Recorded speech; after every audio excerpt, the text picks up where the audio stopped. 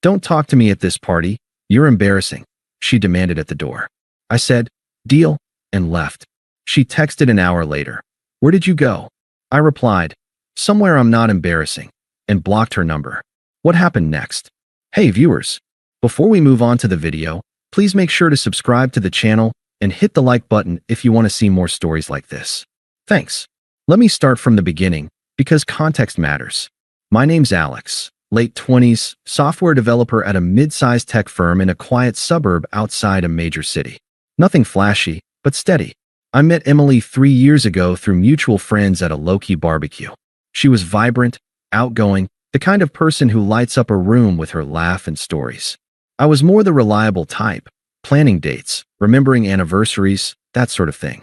We clicked fast. She was working as a marketing coordinator back then, always talking about climbing the ladder, networking, being seen at the right events. I was all in from day one. Committed, loyal, the works. When she lost her job 6 months into dating, I covered rent for our shared apartment without a second thought. We'll get through this together, I'd say, and I meant it. I skipped a promotion opportunity that would have meant relocating because she wasn't ready to move. Instead, I hustled side gigs to keep us afloat while she job hunted. Emotional support? I was her rock during family drama, her mom's health scare, her sister's messy divorce. I'd listen for hours, offer advice, even drive her to appointments. But looking back, the cracks were there. Emily started comparing me to other guys subtly at first. Look at this influencer couple on Instagram. They're always at these glamorous parties, she'd say, scrolling her phone while we watched Netflix. I'd brush it off. I wasn't into that scene. My idea of fun was hiking or coding personal projects, not chasing likes. Over time, though, it escalated. She'd post selfies from work events, tagging colleagues, and I'd noticed the flirty comments from this one guy, Jake. He was her coworker, flashy sales rep, always bragging about his weekend escapades on social media. Emily would laugh it off if I mentioned it. Oh, Alex, it's just networking. Don't be insecure. I wasn't insecure, I was observant. But I trusted her. We had talks about the future, marriage, kids, the whole deal. I even started saving for a ring. Meanwhile, she grew distant. Fewer date nights, more girls' nights out, or work happy hours. I'd come home to an empty apartment, heat up leftovers, and wait up. When she did show, she'd be buzzed, rambling about how boring our routine felt. We need more excitement, Alex. Life's too short for Netflix and chill every weekend. I tried. Booked a surprise weekend getaway once. Nothing extravagant, but thoughtful. She seemed appreciative at first, but halfway through, she spent most of it on her phone, liking Jake's posts. That stung, but I didn't push. Loyalty meant giving space, right? Wrong, as it turns out. Fast forward to the night everything imploded. Our mutual friend Sarah's house party. It was a casual thing, backyard setup, string lights, music, about 50 people from our overlapping circles. Emily had been hyped about it all week. This is going to be epic. Everyone from work is coming.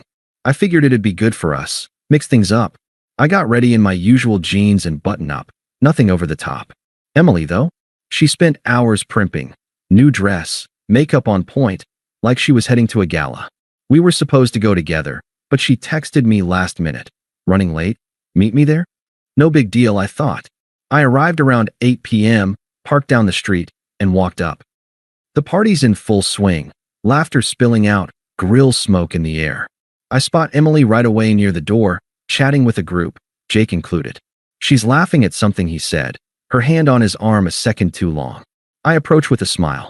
Hey babe, looks fun already. She turns, and her face, it drops. Not in a happy to see you way, but like I'd just crashed her vibe. She pulls me aside quick, away from the group, her voice low and sharp. Alex, what are you doing here so early? I told you I'd text when to come. I blink, confused. You said meet you here. Everything okay? She glances back at Jake and the others, then hisses at me.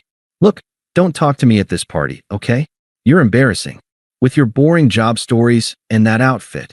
God, it's like you're trying to blend into the wallpaper. I need space tonight. Jake and the team are here, and I can't have you hovering like some needy boyfriend.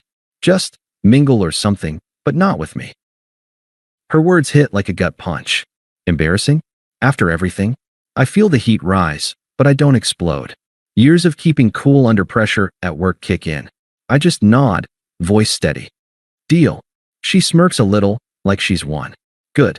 Now go grab a drink, or whatever. I'll find you later if I feel like it. Twisted logic, right? Like I'd been the one begging to tag along. She spins back to the group, laughing louder, as if nothing happened.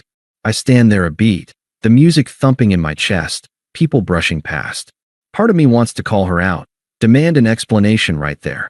But no, dignity first. I turn and walk out the door, back to my car. No scene, no texts blowing up her phone. Just gone.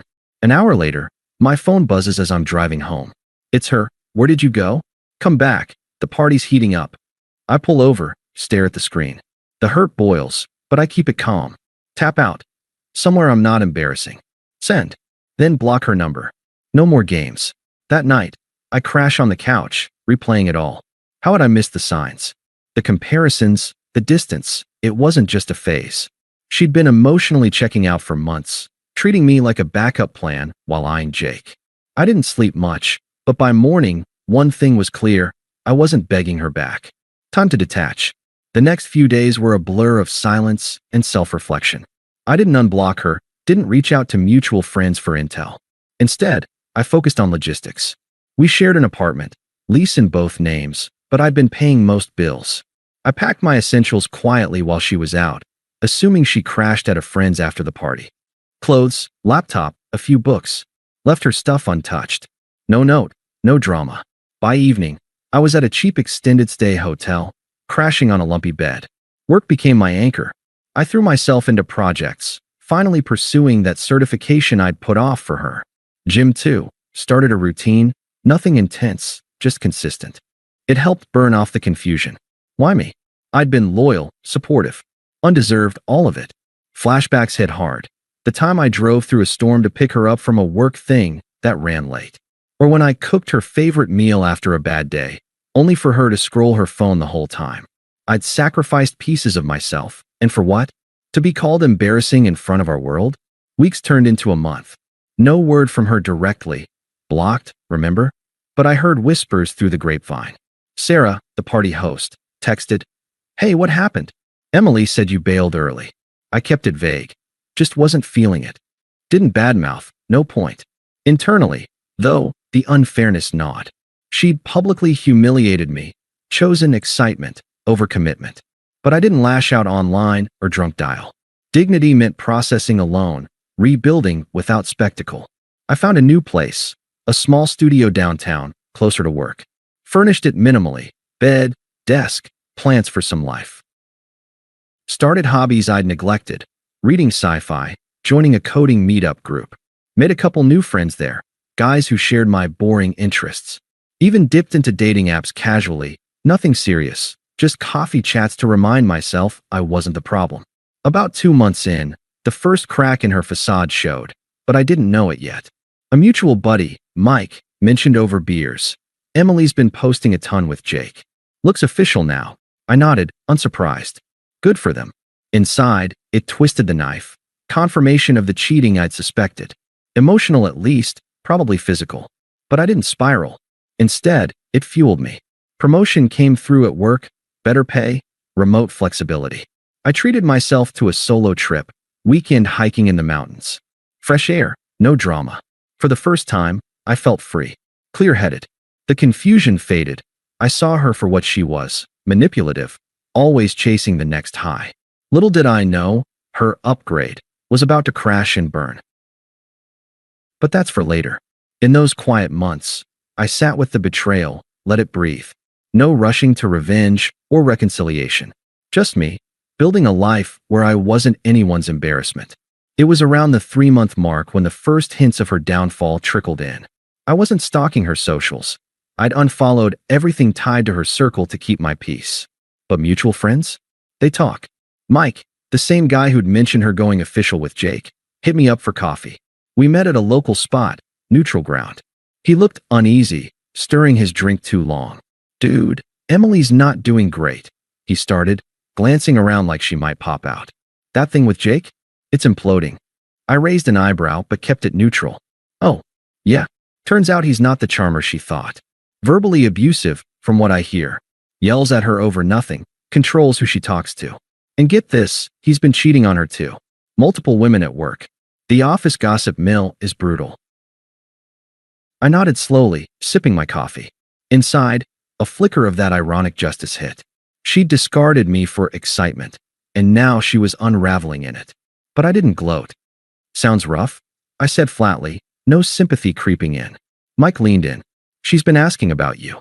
Wants to know if you're okay. Said she regrets how things went down at the party. Regrets?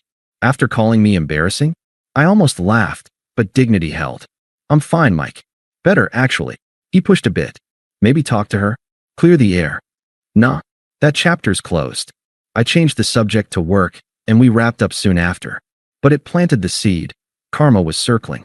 A week later, the direct hit came. My phone rang from an unknown number. I almost ignored it, but curiosity won. Hello, Alex? It's Emily. Her voice was shaky, not the smug tone from the party. Please don't hang up. I stayed silent a beat, then, what do you want? A pause, like she was scripting it. I miss you. Jake was a huge mistake. He seemed fun at first, exciting, you know? But he's awful. Controlling, cheating. I should have seen it. You were always there for me, stable. I took that for granted. Twisted logic again, blaming the mistake, without owning the betrayal. I could hear the hypocrisy. She'd justified dumping me for him, now flipping the script. Stable? That's what you called boring before. I said calmly, no heat. She rushed on. I was wrong. Work's a mess too. The affair drama leaked, and they let me go. No severance. I'm crashing at my sister's, scraping by on freelance gigs that barely pay. Friends are ghosting me. They know what happened. Please, Alex. Can we meet? Talk it out. I need you. Desperation laced every word, but it didn't move me. I'd built too much in the silence. That's not my problem anymore, Emily. But we had something real. You can't just throw it away. I didn't. You did, at that party. Click. Hung up, blocked the number. No outburst, just detachment. That call lingered, though. Not because I cared about her mess. I didn't. It was the satisfaction of the reversal. She'd left me feeling like a backup, humiliated publicly. Now she was isolated, broke, reputation in tatters. Mutual friends had stopped defending her once the truth about Jake surfaced. He'd used her for a quick fling, then discarded her just like she'd done to me. Poetic, almost. I let it breathe, focused on my arc, landed a side project that paid well, bought some new gear for hiking. Dated a woman named Lisa from the coding group, smart, grounded, no drama. We kept it light, but it reminded me what respect felt like. The confusion from those early days? Gone. Replaced by clarity. I'd dodged a bullet. But Emily wasn't done. Her attempts were just ramping up. For months post-party, and the pleas escalated. First, it was texts from burner numbers, stuff like, Alex, please unblock me. We need to talk. I'd delete and block. Then voicemails. I know I hurt you, but I'm hurting now. Jake hit me last week. Bruises and everything. You're the only one who ever cared. Hit her? That paused me for a second. But no, I wasn't her savior anymore. She chose that path. I erased it, unmoved. Then the family got involved, just like I half expected. Her sister, Tara, always toxic, the type to stir drama, called from her line. Alex, you need to man up and talk to Emily. She's a wreck because of you. Because of me? I kept my voice even. Yeah, if you hadn't been so boring, she wouldn't have strayed. Now she's alone, no job, and you're playing hard to get? Forgive her already. Family sticks together. Hypocrisy at its finest. They'd backed her smugness before. Tara, this isn't your business. Tell Emily to move on. She huffed. Heartless. After all she's done for you. Done for me. Like the emotional abandonment? I hung up. But the peak came a week later. A knock at my studio door. Unexpected, since I hadn't buzzed anyone in. I peeked through the peephole. Emily, disheveled hair, puffy eyes, with Tara in tow. Great. I open it a crack. What is this? Emily steps forward, voice pleading. Alex, let us in. Please. I drove all the way here. I got your address from Mike. We need to fix this. Tara chimes in, arms crossed. Yeah, stop being a jerk. She's sorry. What more do you want? I don't budge. I want peace. This is intrusive. Emily's eyes well up.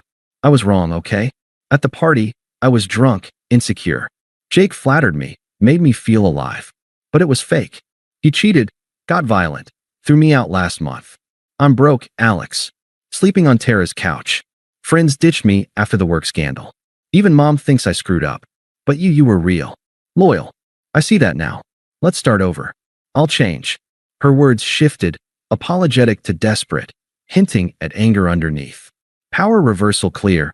She needed me. I didn't need her. Change. I echoed calmly. Like how you changed our plans that night. Or justified it with needing space? Tara snaps.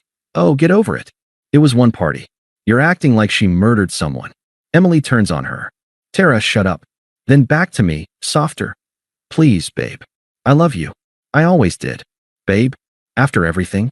The hypocrisy boiled over in her tone, begging while subtly blaming. I felt nothing but pity's edge, quickly dismissed. No, Emily. You love the safety net. I've built a life without that toxicity. Go fix yours. Her face twists, desperation to fury. You think you're better now? With your little promotion and gym bod? Fine, rot alone. You'll regret this when I'm back on top. Tara drags her away, muttering. I close the door, lock it. Heart racing, but steady. No sympathy, no second thoughts. She'd shown her true colors, smug to start, angry to end. After that, radio silence for a bit. I thrived harder. Lisa and I got serious, trips planned. Work boomed. The unfairness? It fueled growth. But one last encounter loomed, at Sarah's wedding. 6 months after the party, Sarah's wedding rolled around. I almost skipped it, too many ties to the old circle, but Lisa convinced me. Show them you're good, she said. So we went, me in a sharp suit, her in a stunning dress. The venue was a cozy garden setup outside the city, string lights, live band, open bar. Felt like a full circle moment. I spot Emily early, across the lawn during cocktails. She looks rough, thinner, forced smile, solo. No Jake. Our eyes meet. She beelines over, weaving through guests. Alex, she starts, voice low but urgent. Didn't expect you here. Can we talk? Privately. Lisa squeezes my hand, but I handle it. Not much to say, Emily. She glances at Lisa, jealousy flashing. Who's this? My girlfriend, Lisa. Simple, no elaboration. Emily ignores her, focusing on me. Please. I've been thinking. That night at the party, I was awful. Demanding you not talk to me, calling you embarrassing. It was stupid. Jake destroyed me. Abusive, cheated, left me with nothing. Lost my job, friends, everything. But seeing you now, you're thriving. I want that back. Us. I'll do anything. Her plea hangs, desperate as ever. Guests nearby glance over. Public, just like her betrayal. Power flipped. Me composed. Her unraveling on display. I mirror her words coolly. You said I was embarrassing. Turns out, chasing excitement was the real embarrassment for you. She flinches. I know. I was wrong. Forgive me. Forgive? No. Indifference rules now. Emily, you're irrelevant to my life. I've got a great job, real friends, someone who respects me. This, I gesture to the wedding, Lisa, everything, is what moving on looks like. You're a footnote. Her face crumples, but no tears win me. You'll never find better than what we had. I smile faintly. Already did. Turn, walk away with Lisa. We dance later, laugh with friends. Emily slinks off early, alone. Saw her glance back once. Realization dawning. What she lost, I gained tenfold. That was it. No more contact. I've blocked the remnants, built boundaries. If you're reading this, and it hits home, walk away with dignity. Karma handles the rest. Thanks for watching. Make sure to subscribe to the channel and hit the like button. What do you think about this story? Share it in the comments.